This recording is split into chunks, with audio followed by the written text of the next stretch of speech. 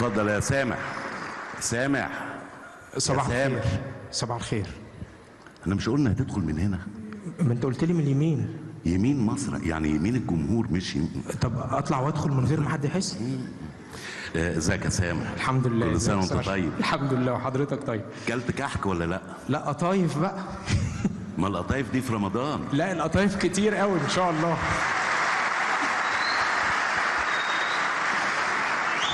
يعني فضل شويه قطايف بعد رمضان. ان شاء الله. طب والناس كلها حبوا القطايف بتاعتك، ويا ريت بقى تسمعنا جزء من القطايف. وكل سنه وانتم طيبين. شكرا.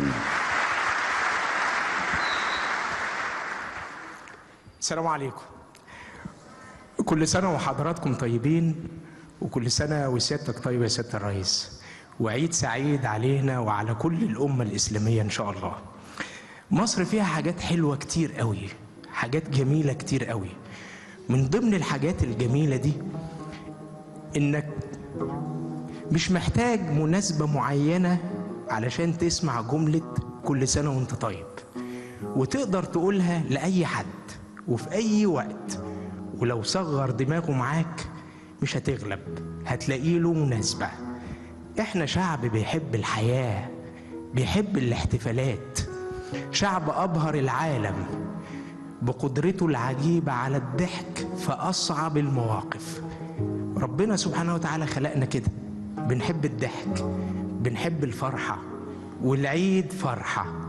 ويا رب يا رب يكتر أفراحنا وأعيادنا، بس مش ضروري بقى ناخد كل الأعياد دي أجازات. احنا ورانا شغل كتير قوي قوي قوي. وبمناسبة الكلام على الشخصية المصرية العظيمة وصفاتها المتفردة، لفت نظري كده عادة من عاداتنا الأصيلة في الأعياد، إن احنا في كل عيد لازم نبقى حريصين إن احنا نزور أهالينا وأحبابنا اللي فرقونا، نسلم عليهم وندعي لهم. في ناس بيستغربوا العادة دي وبيقولوا على اللي بيعملوها إنهم ما بيعرفوش يفرحوا. الناس دي ما تعرفناش كويس، مش فاهميننا كويس. الوفاء عند كل شعوب الأرض صفة، لكن عند المصريين عقيدة، والعقيدة دي هي اللي بتخلينا في كل عيد ما ننساش أبدا إخواتنا الكبار، شهداء بلدنا. واحنا بالمناسبة متجمعين النهاردة علشانهم مع ذويهم وأسرهم، لأن المصريين عمرهم ما ينسوا إخواتهم الكبار عملوا إيه لبلدهم وقدموا إيه لبلدهم. أسرهم وأبنائهم فوق راسنا وفي عينينا كلنا، من أول سيادة الرئيس حتى أصغر مواطن مصري سنا، لأن كل ولاد مصر كبار. والعقيدة دي هي اللي مخليانا متجمعين النهاردة، أسركم وأهاليكم فوق راسنا. وكل سنة ومصر قوية وعظيمة وكبيرة وحلوة قوي، أحلى من قطايف الدنيا دي كلها.